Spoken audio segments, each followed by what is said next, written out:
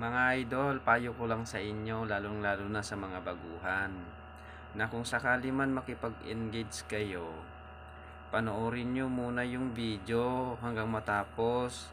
Tapos, saka nyo kayo mag-iwan ng bakas. Pwede kayong mag-react, pwede nyo pusuan. Ganun po ang tamang engagement, lalong-lalo na sa mga baguhan.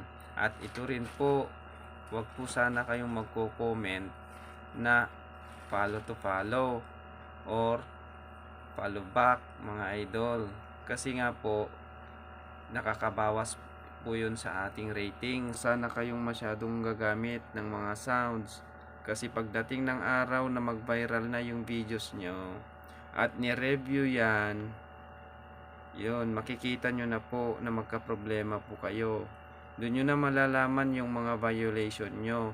Kaya wag, iwasan nyo po sana yung gagamit ng mga sounds, kasi baka diyan kayo magka-problema. Payo ko lang po yan sa inyo, mga idol.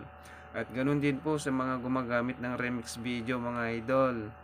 Kung hanggat maaari po sana, iwas-iwasan nyo po sana, lalong-lalo na sa mga baguhan na hindi pa po sanay na gumamit niyan. Kasi baka mamaya makapiright kayo.